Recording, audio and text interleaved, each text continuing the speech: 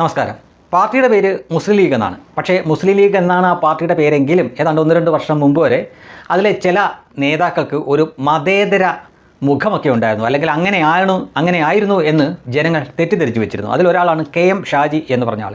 ഇതേപോലെ ഒരു ധാരണ നമുക്ക് നേരത്തെ ഈ MESൻ്റെയൊക്കെ ചെയർമാനായിട്ടിരിക്കുന്ന തലപ്പത്തിരിക്കുന്ന ഫസൽ ഗഫൂറിനോട് ഉണ്ടായിരുന്നു. അദ്ദേഹം ചാനലിലൊക്കെ വന്നിരുന്ന് സംസാരിക്കുമ്പോൾ ചർച്ചയൊക്കെ ചെയ്യുമ്പോൾ നമ്മൾ വിചാരിക്കും, മുസ്ലിം ആണെങ്കിലും അയാൾ എന്തൊരു മതേതരനാണ്, അയാൾ എല്ലാ സൈഡും പറയുന്നുണ്ടല്ലോ എന്നൊക്കെ നമ്മളിങ്ങനെ തെറ്റിദ്ധരിച്ചിരുന്നു. പക്ഷേ കുറച്ച് വർഷങ്ങൾക്ക് മുമ്പ് ഈ PFI എന്ന് പറഞ്ഞ തീവ്രവാദ സംഘടനയ്ക്ക്, അതിപ്പോൾ നിരോധിക്കപ്പെട്ടിരിക്കുകയാണ്, അവർക്ക് ഈ ഇന്ത്യ പിടിക്കാനുള്ള ഐഡിയ പറഞ്ഞു കൊടുത്ത ആൾ, അത് ഇവിടെ വെച്ചല്ല, കോയമ്പത്തൂർ വെച്ച് നടന്ന സമ്മേളനത്തിൽ വെച്ച് അവർക്ക് ഏതൊക്കെ രീതിയിൽ വേണം, ഏതൊക്കെ രീതിയിൽ നിങ്ങൾ പ്രവർത്തിച്ചാൽ ഈ ഓരോ സംസ്ഥാനങ്ങളായിട്ട് പിടിച്ചെടുത്ത അവസാനം നമുക്ക് ഇന്ത്യ പിടിച്ചെടുക്കാം എന്നുള്ള ആ ആശയം പറഞ്ഞു കൊടുത്ത വ്യക്തി ഫസൽ ഗഫൂർ ആണ് എന്ന ആ അറിവ് അയാളുടെ പ്രസംഗം സഹിതം പുറത്തേക്ക് വന്നപ്പോഴാണ് അദ്ദേഹത്തിൻ്റെ മതേതര മുഖം മൂടി അഴിഞ്ഞു വീണത് എന്ന് പറഞ്ഞതുപോലെയാണ് ഈ KM ഷാജിയുടെ കാര്യവും. അയാൾ വലിയ മതേതരനാണ് എന്ന് പലരും ധരിച്ചു വെച്ചിരുന്നു. പക്ഷേ അതിവിടെ വെച്ചുള്ള പ്രസംഗങ്ങളിൽ അങ്ങനെ മതേതരം പറയുമായിരുന്നു. പക്ഷേ എന്നാൽ ഇവർ ഇടയ്ക്കിടയ്ക്ക് ഗൾഫ് നാടുകളിൽ പര്യടനം നടത്തും. അവിടെയും ഉണ്ട് ഈ പ്രവാസി മുസ്ലിം ലീഗും മറ്റുമൊക്കെ, ഈ മുസ്ലിം ലീഗിൻ്റെ ചില പോഷക സംഘടനകളും മറ്റുമൊക്കെ ഉണ്ട് അവിടെ. അവിടങ്ങളിൽ നടത്തുന്ന പ്രസംഗങ്ങൾ ഇങ്ങോട്ടേക്ക് വരാൻ തുടങ്ങിയപ്പോഴാണ് ഇവരുടെയൊക്കെ ഈ തനി നിറം എന്താണ് എന്ന് മലയാളി അറിഞ്ഞു തുടങ്ങിയത്.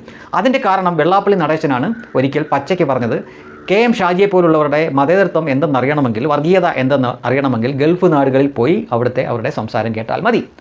അങ്ങനെയാണത് ശ്രദ്ധിച്ചു തുടങ്ങിയപ്പോഴാണ് മതമാണ് വിഷയമെന്നും അത് ഞങ്ങളുടെ ഐഡൻറ്റിറ്റി ആണെന്നും അത് തന്നെയാണ് പ്രശ്നമെന്നും KM ഷാജി പറഞ്ഞിട്ടുള്ള കാര്യങ്ങൾ പുറത്തേക്ക് വരുന്നു. മാത്രമല്ല കഴിഞ്ഞ 9 വർഷം, അതായത് ഇപ്പോൾ പിണറായി വിജയൻ ഭരിച്ചുകൊണ്ടിരിക്കുന്ന കാലയളവ്, അതിൽ നമ്മുടെ സമുദായത്തിന്, മുസ്ലിം സമുദായത്തിന് നഷ്ടപ്പെട്ട ആനുകൂല്യങ്ങൾ വീണ്ടെടുക്കാൻ വേണ്ടിയാവണം അടുത്ത UDF ഭരണം പിടിക്കേണ്ടത് എന്ന തരത്തിലുള്ള പ്രസംഗം പുറത്തേക്ക് വരുന്നു. പിന്നീടും അതിലും കൂടിയ തരത്തിലുള്ള കാര്യങ്ങൾ വരുന്നു. ഞാൻ എൻ്റെ സമുദായത്തിന് വേണ്ടി ആയിരിക്കണം പ്രവർത്തിക്കേണ്ടത്, അത് കഴിഞ്ഞിട്ടേ ഉള്ളൂ എനിക്ക് പൊതുപ്രവർത്തനം എന്ന തരത്തിൽ അയാൾ പറഞ്ഞ കാര്യങ്ങൾ കൂടി പുറത്തേക്ക് വന്നപ്പോഴാണ് KM ഷാജിയുടെ മതേതര മുഖം മൂടിയും അഴിഞ്ഞു വീണത്. ഇപ്പോൾ അതിനെ ന്യായീകരിക്കാൻ വേണ്ടി അയാൾ ന്യായീകരിച്ച് മെഴുകുന്ന ഒരു കാഴ്ച കൂടിയാണ് കാണുന്നത്. എന്തെങ്കിലും തരത്തിൽ എപ്പോഴെങ്കിലും എനിക്കൊരു വർഗീയ പരാമർശം നടത്തേണ്ടി വന്നാൽ അന്ന് ഞാൻ ഈ പണി നിർത്തുമെന്നൊക്കെയാണ് അയാൾ ഗീർവാണം അടിക്കുന്നത്. ആ വാർത്ത വന്ന ചാനലിന് താഴെയുള്ള കമൻറ്റുകൾ നോക്കിയാൽ ഒരു 5 വർഷം മുമ്പത്തെ കേരളമല്ല ഇപ്പോഴത്തെ കേരളം എന്ന് നമുക്ക് മനസ്സിലാക്കാൻ പറ്റും. എന്തിന് മീഡിയ വണ്ട് താഴെ പോലുമുള്ള കമൻറ്റുകൾ അങ്ങനത്തെയാണ്. അയാളെ സപ്പോർട്ട് ചെയ്യാൻ കേവലം 10 പേര് പോലുമില്ല എന്നുള്ള ഞെട്ടിക്കുന്ന സത്യം നമുക്ക് അവിടെ മനസ്സിലാക്കാൻ പറ്റും.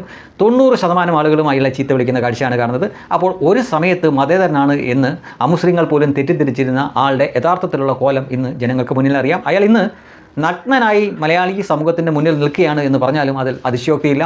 ആ രീതിയിലായിപ്പോയി. ഒരു പക്ഷേ ഇനി നേരത്തെ അയാൾ മത്സരിച്ച അഴീക്കോട് പോലുള്ള സ്ഥലങ്ങളിൽ നിന്ന് അയാൾ വീണ്ടും തിരഞ്ഞെടുക്കപ്പെടുമോ എന്ന് പോലും സംശയിക്കേണ്ടിയിരിക്കുന്നു. അയാളുടെ കാര്യത്തിൽ മാത്രമല്ല, ചിലർ ഈ നാമം കൊണ്ട് ക്രിസ്ത്യൻ ആയിരിക്കാം, ഹിന്ദു ആയിരിക്കാം, പക്ഷേ അവരുടെ ഇഷ്ടം കൊണ്ടും ആശയം കൊണ്ടും അവർ സുഡാപ്പിയായിരിക്കും.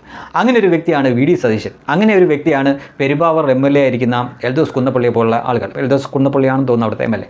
അപ്പോൾ അതേപോലെ പലരുണ്ട്. ബെന്നി ബെഹിനാൻ എന്ന് പറഞ്ഞ ചില ടീം, അവർക്ക് വേണ്ടിയിട്ട് പ്രവർത്തിക്കുന്ന ആൾ, എറണാകുളത്തെ MP ആയിരിക്കുന്ന ഹൈബി ഈഡൻ.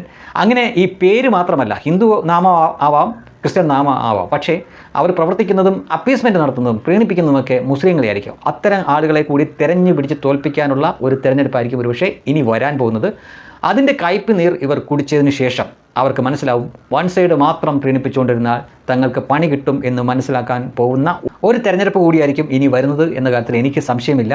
എനിക്ക് തോന്നുന്നു അടുത്ത തെരഞ്ഞെടുപ്പിൽ അഥവാ UDF ഭരണം പിടിച്ചാൽ പോലും VD സതീശനൊക്കെ ജയിച്ചു വരുമോ എന്ന കാര്യം സംശയമാണ്. കാരണം BJPക്കാർ അവരുടെ സ്ഥാനാർത്ഥിക്ക് വോട്ട് ചെയ്തില്ല എങ്കിലും ശരി, ഇതുപോലുള്ളവരെ തോൽപ്പിക്കണം എന്ന് ഇപ്പോൾ തന്നെ ശപഥമെടുത്ത കാര്യങ്ങൾ എനിക്കറിയാം. അതുപോലെ പലരുണ്ട്, അവർ രാഷ്ട്രീയം നോക്കാതെ ചിലരെ തെരഞ്ഞു പിടിച്ച് തോൽപ്പിക്കാനായിരിക്കും നോക്കുന്നത്. മുൻപ് ജമാഅത്തെ ഇസ്ലാമിയും SDP ഒക്കെ ചെയ്ത അതേ അഭ്യാസം തന്നെ തിരിച്ചങ്ങോട്ടും കിട്ടാൻ പോകുന്ന ഒരു തെരഞ്ഞെടുപ്പാണ് നിങ്ങൾ കാണാൻ പോകുന്നത്.